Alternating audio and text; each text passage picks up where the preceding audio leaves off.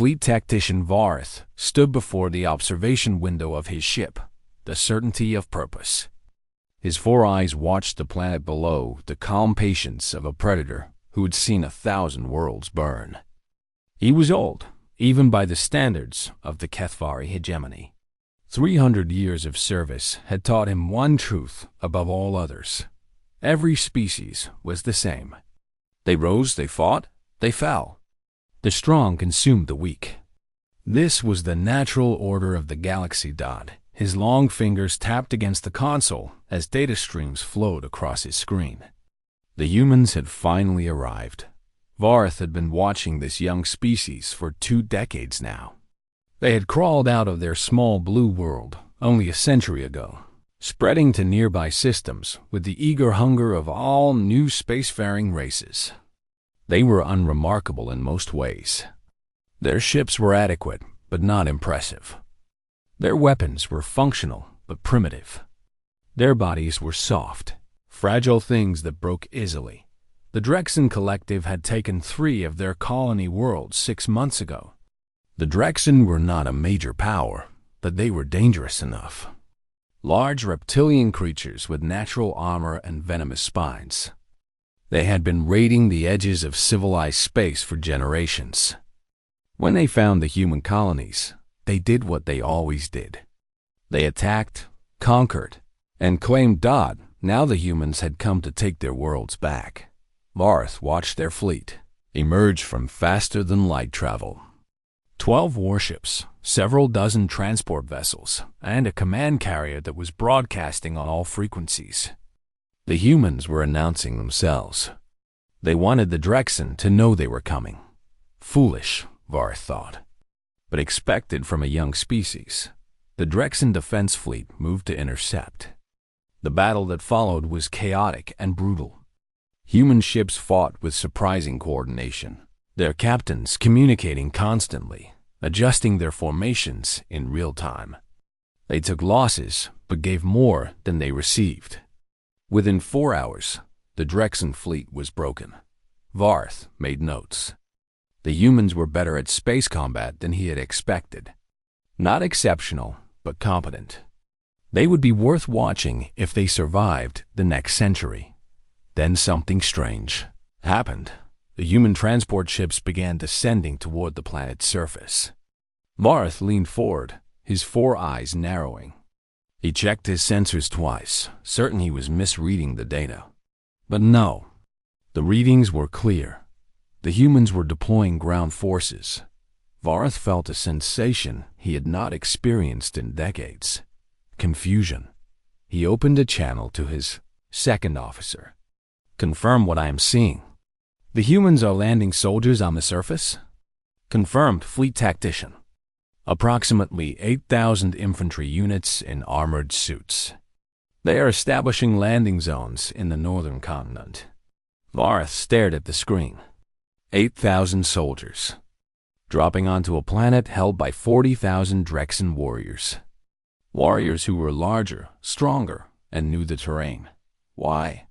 He asked, though he did not expect an answer. Every advanced species in the galaxy had abandoned ground warfare long ago. It was inefficient. It was wasteful. When you controlled the orbital space above a world, you controlled that world. You could burn cities from above. You could poison atmospheres. You could drop kinetic weapons that would crack continents. Why would any species send their own people down into the dirt to die? The humans had won the battle in space. The Drexen ground forces were trapped. The logical action was to demand surrender, and if refused, to begin orbital bombardment. Clean, simple, efficient. Instead, the humans were sending soldiers to fight and die on the ground. Varth began recording his observations, speaking aloud as was his habit. Human military doctrine appears to include large-scale ground operations. This is unexpected and irrational.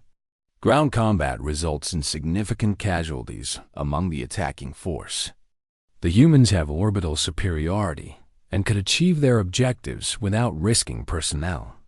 Their choice to deploy infantry suggests either primitive strategic thinking or cultural factors I do not yet understand.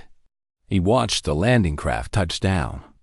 Thousands of small figures in gray armor began spreading across the terrain, establishing defensive positions, setting up equipment he did not recognize. The Drexen responded immediately. Warrior bands began moving toward the human positions. The first clash came within hours. Varth expected a slaughter. He expected to watch the soft humans be torn apart by Drexen claws and fangs. He expected to file this observation under species of limited potential and move on to other matters. What he saw instead made him pause. The humans fought in ways he had never seen before. They did not simply charge at their enemies or hold static positions. They moved constantly, small groups supporting each other, creating overlapping fields of fire. When the Drexen attacked one position, humans from another position would strike at their flanks. When a human squad was overwhelmed, others would advance to pull their wounded back to safety. Their wounded. They were rescuing their wounded. Varth watched a human soldier drag another across 200 meters of open ground while projectiles flew around them. The rescuer was hit twice but kept moving. When they reached cover, medical personnel rushed forward to treat the injured soldier in 300 years. Varth had never seen anything like it. The hegemony did not rescue wounded soldiers. Wounded soldiers were failed assets. Resources spent saving them were resources wasted. If a Kethvari warrior fell in battle, they were honored in memory and replaced. This was logical. This was efficient. The humans apparently did not agree.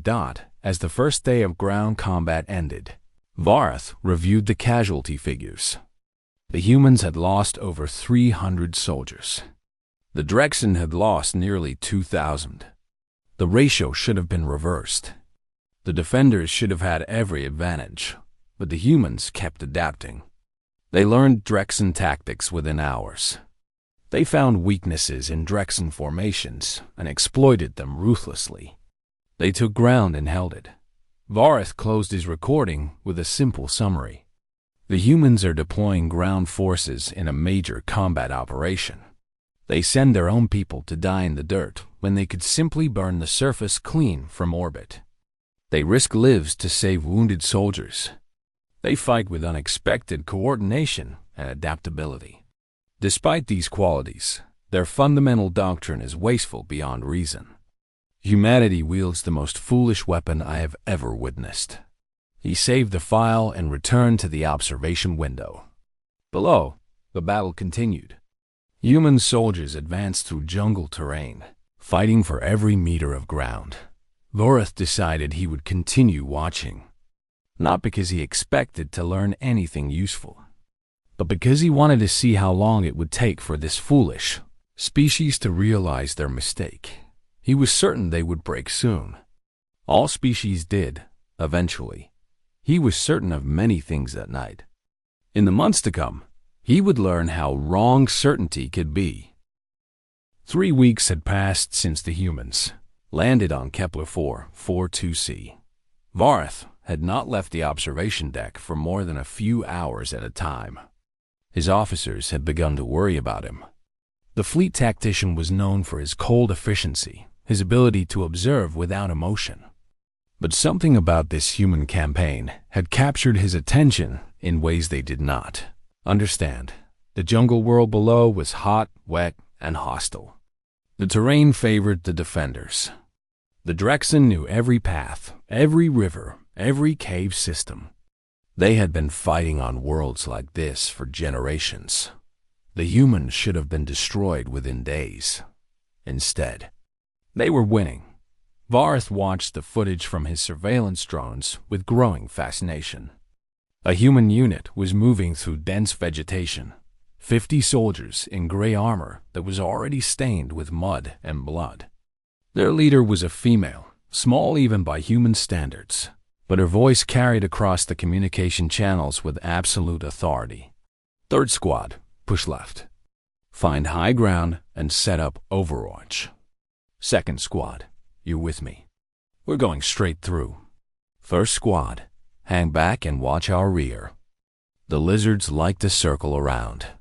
The soldiers moved without hesitation. They trusted each other completely. When one stumbled, another caught them.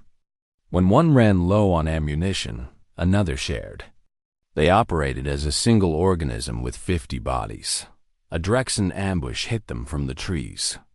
Warriors dropped from branches, venomous spines extended, claws slashing. The first human died in seconds, his armor torn open by a Drexen blade. But the others did not run. They formed a circle, backs together, weapons facing outward. The Drexen crashed against them like waves against rock. Humans fell, wounded and screaming, but the circle held. The soldiers with medical training pulled the injured into the center while the others fought. Then reinforcements arrived. Another human squad, responding to the distress signal, hit the Drexen from behind. The ambushers became the ambushed. Within minutes, the battle was over. Vareth counted the bodies. 7 humans dead. 23 Drexen dead. And then something happened that he could not explain. The humans took prisoners. 4 Drexen warriors had surrendered when the battle turned against them. By every law of war that Vareth understood, they should have been killed. They were enemy combatants. They had just murdered 7 humans. Their lives had no strategic value, but the human soldiers bound their wounds, gave them water, and marched them back toward the landing zone. Vareth opened a channel to his analyst. Explain this behavior. Why are the humans taking prisoners? The analyst was silent for a long moment. Unknown fleet tactician. Perhaps they wished to extract information through torture. But that was not what happened. Vareth watched the prisoners arrive at the human base. They were examined by doctors. They were given food. They were placed in holding areas that were clean and secure. No torture. No execution. The humans were treating enemy soldiers with something that looked almost like respect. Over the following days, Vareth watched the pattern repeat across the entire front. The humans captured every Drexen who surrendered. They established protected zones for Drexen civilians, the families and workers who supported the warrior caste. Human medical teams treated sick Drexen, children alongside their own wounded Dot. It made no sense. Vareth pulled up historical records of human warfare on their homeworld. He studied their ancient conflicts, their brutal history of violence and destruction. The humans had committed terrible acts against each other over the centuries. They were not a peaceful species by nature, but somewhere in their history, they had developed rules, codes of conduct, concepts like war crimes and protected persons and humanitarian treatment. They had decided that even in war, some things were not acceptable. The hegemony had no such concepts. War was war. You destroyed your enemies completely, or they would rise again. Mercy was weakness. The humans apparently believed something different. A month into the campaign, Vareth intercepted a communication that stayed with him for a long time afterward. A human sergeant was speaking to her squad before a major assault. The surveillance drone had placed itself close enough to capture every word. Listen up. Our objective is the Drexen Command Center. We take it. We break their coordination across the entire continent. But I want to be clear about something. We are not here to exterminate these people. We are here to win. There's a difference. A young soldier asked, "What's the difference, Sergeant?" The sergeant was quiet for a moment. Extermination means killing until no one is left. Winning means fighting until they stop. The Drexen have families. They have children. They have a future, even if they don't know it yet. When this war is over, they're going to be our neighbors. Maybe even our friends. We fight hard, we fight smart, but we don't become monsters. Understood? Yes, Sergeant. They moved out. Vareth watched them assault the command center with brutal efficiency. They killed over 100 Drexen warriors. They lost 18 of their own. But when the battle ended and the surviving Drexen commanders surrendered, the humans accepted their surrender. In the weeks that followed, something remarkable began to happen. Drexen civilians started approaching human positions. Not to attack, to talk. They asked for food, for medicine, for protection from warrior bands that had become increasingly violent in their desperation. The humans gave them what they asked. For word spread through the Drexen population. The invaders were not like other conquerors. They did not burn villages. They did not enslave survivors. They offered something the Drexen collective had never offered its own people. Folk.vo Reth added notes to his growing file. Human doctrine appears to distinguish between enemy combatants and enemy populations. They destroy military resistance with considerable skill, but actively protect non-combatants. Strategic purpose unclear. This may be cultural weakness, or it may be something else. I require more observation. He did not know it yet, but he was beginning to understand something that would change his view of the galaxy forever. The humans were not fighting to destroy the Drexen. They were fighting to replace them, not the people. The system, the collective that had kept the Drexen under the rule of warrior elites for centuries. The humans were not offering death.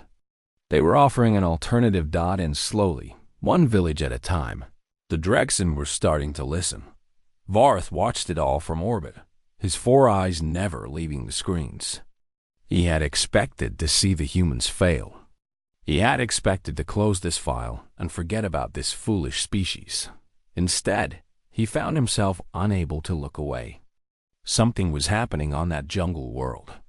Something he had never seen before in 300 years of watching species rise and fall. He did not yet have a name for it, but it frightened him more than any weapon ever had. 3 months after the first human soldiers landed on Kepler 442c, the war was nearly over. The Drexen collective had shattered like glass struck by a hammer. Warrior bands still fought in the mountains and deep jungles. But they fought alone now, cut off from each other. Cut off from the population they had once ruled. Varth had filed 17 supplementary reports to Hegemony Command. 17 updates to what should have been a simple observation of a primitive species losing a pointless war. His superiors had begun paying attention. Messages arrived daily, demanding explanations for what was happening on that distant world. He did not have explanations. He had only observations. The humans had taken 60% of the contested territory. Their total dead numbered less than 2,000. They had killed over 12,000 Drexen warriors. The mathematics made no sense. The defenders should have had every advantage. They knew the land. They were stronger and faster. They fought for their homes. But the humans had something the Drexen did not have. They had a plan that went beyond killing. Varth watched construction teams arrive from human space. Engineers and builders, not soldiers. They came with machines and materials and started working immediately. Where human boots had walked, infrastructure followed. Power generators, water purification systems, communication networks, medical facilities. The humans were not just conquering this world. They were transforming it. In the areas under human control, Drexen civilians had access to clean water for the first time in generations. Human doctors treated diseases that Drexen medicine had never bothered to cure. Food distribution centers opened, offering meals to anyone who was hungry, regardless of caste or status. Under the collective, only warriors had truly mattered. The working castes existed to serve them. The farmers, the builders, the craftspeople, they lived and died at the pleasure of their warrior overlords. The humans treated them as if they mattered. Varth arranged a remote interview with a captured Drexen commander through his surveillance drones. The warrior was being held in a human detention facility, a clean room with regular meals and medical care. He was missing an arm, lost in the battle where he was captured. Human surgeons had saved his life and fitted him with a basic prosthetic. Why do you think your forces are losing? Varth asked through the drone speakers. The Drexen commander was silent for a long moment. His remaining hand touched the prosthetic arm, the human technology that had replaced his lost limb. When the hegemony conquers a world, the commander said slowly, nothing remains. You burn everything. You kill everyone who might resist. This is known across the galaxy. This is why species fear you. Yes, Varth agreed. Fear is efficient. The humans do not bring fear. They bring something else. The commander looked up at the drone with eyes that held something Varith did not recognize. When they came, I expected destruction. I expected my people to be erased. Instead, they built. They healed. They stayed. This is weakness, Varth said. Resources wasted on populations that will never be loyal. The commander made a sound that might have been laughter. You do not understand. My soldiers saw their families would survive. They saw their children would be fed and educated and cared for. What were we fighting for after that? The collective never gave us anything but war and death. The humans offered something else. What did they offer? A future, the commander said simply. They offered my people a future. The interview ended. Vareth sat in silence for a long time, processing what he had heard. The hegemony had conquered over 1,000 worlds across 3 centuries. They ruled through absolute power, through the certain knowledge that resistance meant extinction. Every species in their domain obeyed, because the alternative was death. The humans were doing something different. They were not demanding obedience. They were earning something far more dangerous. They were earning loyalty. As the weeks passed, Vareth watched the transformation accelerate.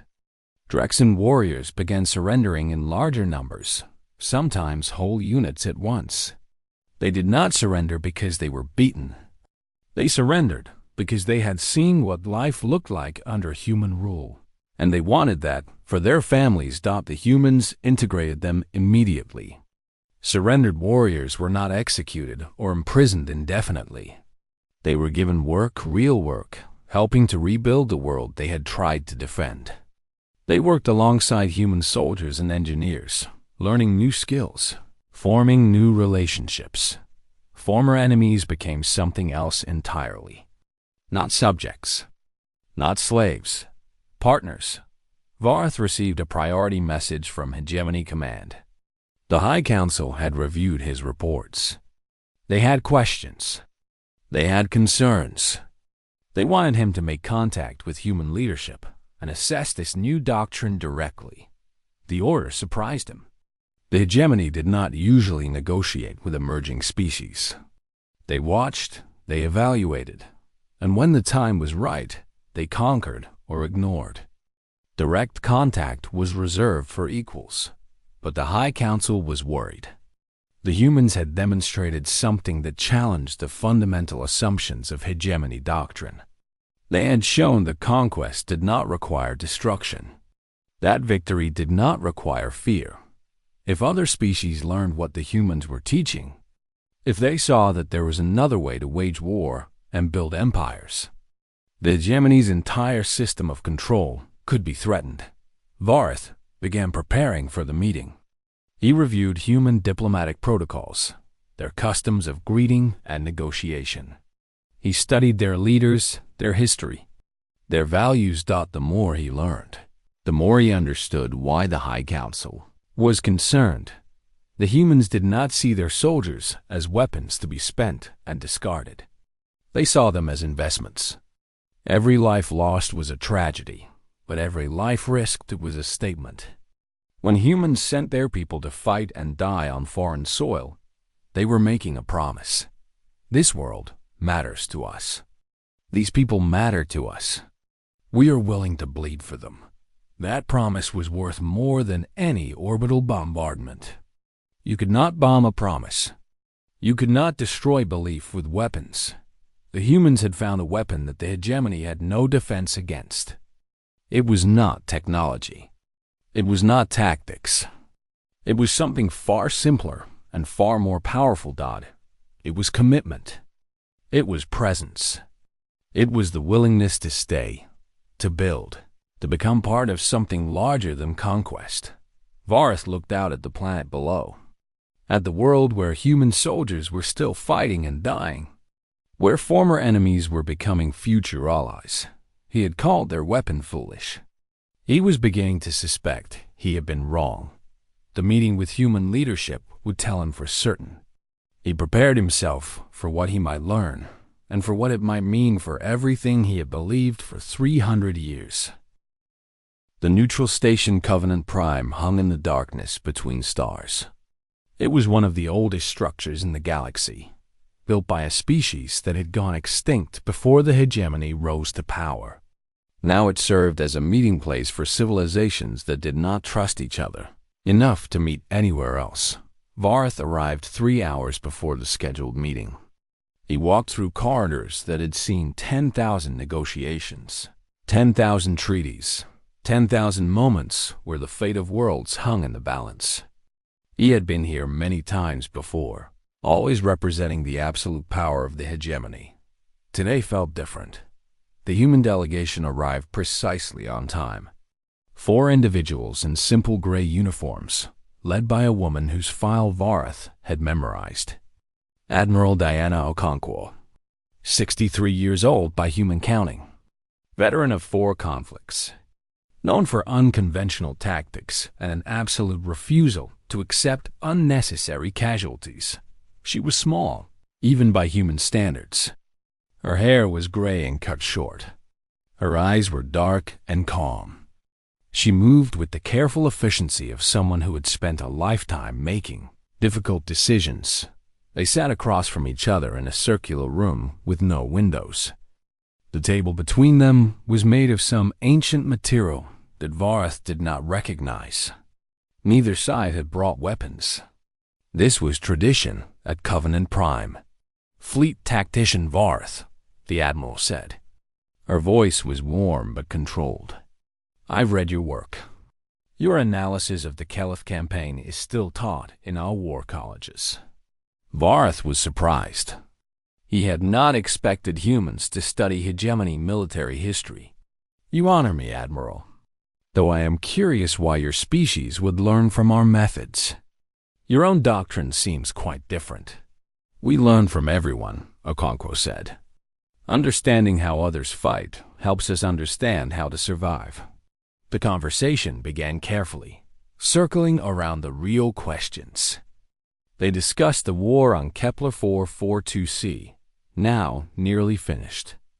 They discussed trade possibilities, territorial boundaries, the complex dance of interstellar politics. But Vareth had not come for small talk. Eventually, he asked a question that had been burning in his mind for months. "Admiral, I have observed your ground operations extensively. Your tactics are effective, but your strategy confuses me. You have orbital superiority. You could achieve your objectives through bombardment alone, without risking any lives. Instead, you send soldiers to die in ground combat. Why?" Okonkwo was quiet for a moment. She seemed to be choosing her words carefully. "Tell me, Fleet Tactician, when the hegemony conquers a world, what happens to the population? They are eliminated or subjugated, depending on their usefulness. And in 100 years, what remains of their culture? Their identity? Their future?" Vareth understood the question. "Nothing remains. This is the point. Resistance ends when there is nothing left to resist for." Okonkwo nodded slowly. "We see it differently. When we send our soldiers to die for a world, that world knows we mean to keep it. Not strip it. Not burn it. Keep it. Every soldier is a promise. Every drop of blood is a statement. A statement of what? That these people matter. That this place matters. That we are investing our most precious resource, our own lives, in their future." She leaned forward slightly. We spend lives to save lives, fleet tactician. Not just ours, theirs. The Drexen who are fighting us now, their grandchildren will be our doctors, our engineers, our allies. They will help us build something greater than either of us could build alone. Vareth considered this. And if they refuse? If they continue to resist? Then we keep trying. We keep showing them that another way is possible. We keep being present, being patient, being committed. Eventually, most species choose partnership over conflict. Not because we force them, but because partnership offers something force never can. What does it offer? Dignity, Okonkwo said simply. The chance to be part of something instead of being consumed by it. Vareth was silent for a long moment. 300 years of certainty were cracking inside him. Everything he knew about conquest, about power, about the nature of species, was being challenged by this small woman with calm eyes. You see our soldiers as a foolish weapon, Okonkwo continued. We see them as ambassadors. Every Marine who treats a prisoner with respect is teaching something. Every medic who heals an enemy child is building something. Every act of mercy is a seed that will grow into something larger than any empire built on fear. The hegemony has ruled for 3 centuries through strength.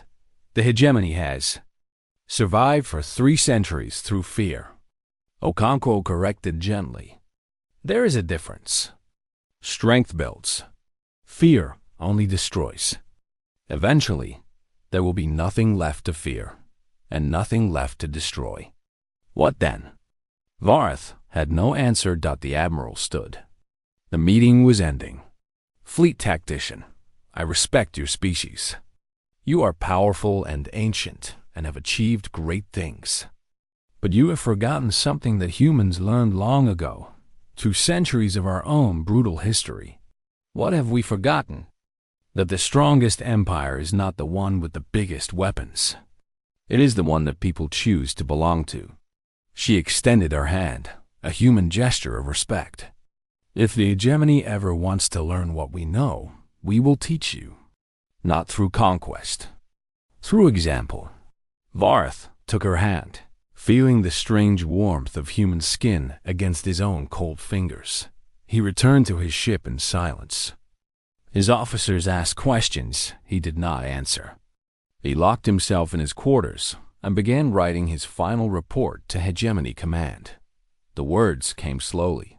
He had spent 3 centuries building certainties, and now he had to tear them down. His recommendation was unprecedented. In all the history of the hegemony, no fleet tactician had ever written what Vareth wrote that night. Do not engage humanity in territorial conflict. Their weapon is not foolish. It is patient. It is presence. It is the willingness to invest in futures rather than merely consuming the present. We have no defense against patience. We have no weapon that can destroy hope. If we fight them, we may win battles, but we will lose something far more important. We will prove that their way is better than ours. He sent the report. He did not know if the High Council would listen. He suspected they would not, but he had told the truth. And that was all he could do. In the darkness of his quarters, Vareth looked at his own hands. Hands that had ordered the destruction of worlds. Hands that had never built anything. For the first time in 300 years, he wondered if he had been fighting on the wrong side. 50 years had passed since the war on Kepler 442c. Vareth stood at the window of his retirement estate on the hegemony homeworld, watching the sun set over mountains that had not changed in millennia. He was old now, ancient even, his body failing despite the best efforts of Kathvari medicine. His 4 eyes had grown dim, and his movements were slow and careful, but his mind remained sharp. Sharp enough to understand what was happening to the galaxy. Sharp enough to see the doom approaching, even if he could no longer do anything to stop it. The human coalition had grown beyond anything he had imagined. Not through conquest in the traditional sense. Not through the fear and destruction that the hegemony had always relied upon. They had grown through something far more dangerous. They had grown through invitation. The Drexen Confederation, no longer a collective, had been their first and most powerful ally. The same species that had fought the humans in jungle warfare 50 years ago now stood as their partners in everything. Drexen warriors served alongside human marines, their strength and ferocity combined with human tactics and technology. Drexen scientists worked in human universities. Drexen children learned human languages, and human children learned Drexen martial traditions. They had not been conquered. They had been transformed, and they were not alone. 12 species had joined the human coalition in the decades since. Some had been enemies first, like the Drexen. Others had simply watched and learned and decided that they wanted what the humans were. Offering, trade, partnership, the chance to be part of something without losing themselves. The hegemony had lost 7 vassal species in the same period. Not to war, to choice. Populations that had been controlled through fear for generations had seen the coalition and asked themselves a simple question. Why do we serve masters who give us nothing but survival? The humans gave them something more. They gave them purpose. A young hegemony strategist visited Vareth that evening. She was brilliant, ambitious, and terrified in ways she tried to hide. The High Council had sent her to seek the wisdom of the ancient tactician, to find some answer to the crisis that was consuming their civilization. How do we fight them? She asked. Their territory grows every decade. Species that should fear us are looking to them instead. Our entire system of control is failing. Vareth was quiet for a long moment. He looked out at the darkening sky, at stars that his species had once ruled without question. You cannot fight them, he said finally. Not in any way that matters. There must be a weakness. Every species has a weakness. Their weakness is also their strength. Vareth turned to face her, his dim eyes meeting her young ones. They care. About their own people, about other species, about the future. This caring makes them vulnerable in small ways, but it makes them invincible in large ones. Caring is inefficient. Sentiment is weakness. That is what I believed for 300 years. That is what I was wrong about.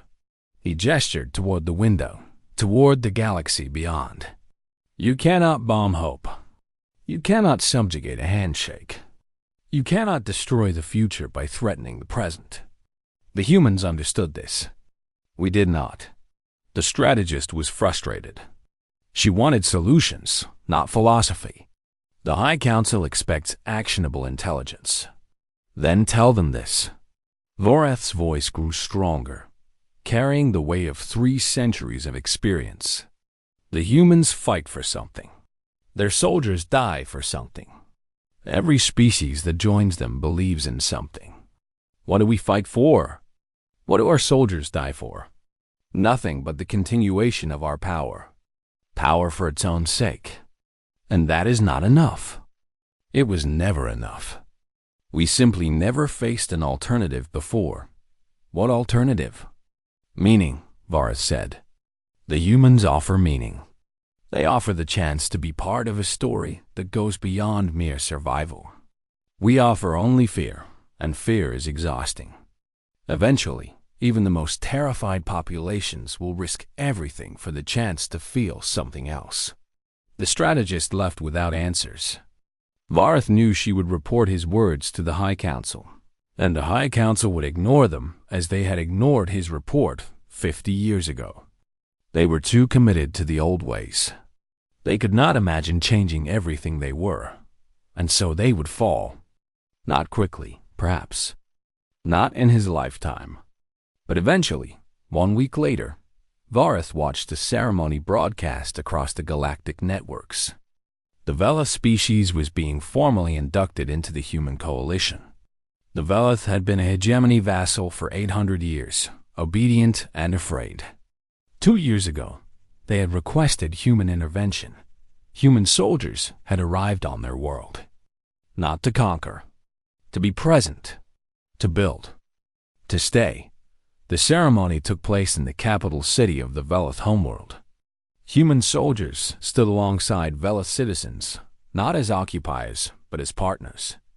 A human general and a Velith elder spoke words of commitment and hope. They exchanged symbols of their cultures, promising to learn from each other, to grow together, to face the future as one. The Velith had not been enslaved. They had not been destroyed. They had been welcomed. Vareth watched it all with eyes that could barely see, and a heart that had finally learned to understand. They send their people to die in the dirt, he said to himself, echoing words he had spoken half a century ago. And the dirt loves them for it. He thought about the humans he had observed over the decades. The sergeant who taught her soldiers to see enemies as future neighbors. The admiral who spoke of dignity and partnership. The countless soldiers who had risked their lives to save wounded enemies, to protect civilian populations, to build instead of destroy. They had been fighting a different war all along. Not a war for territory or resources or power. A war for the soul of the galaxy. And they were winning. Vareth closed his eyes. He was tired, ready for the long sleep that awaited all living things. But before he let go, he allowed himself one final thought. What a magnificent weapon! What a foolish, beautiful, terrifying weapon! What a gift they give the galaxy! And what a doom they bring to those who cannot learn from them! Outside his window, the stars continued their ancient dance. Somewhere among them, human soldiers were landing on another world, dying in the dirt, keeping their promises. The foolish weapon spread across the galaxy. And the galaxy, slowly but surely, was learning to love it.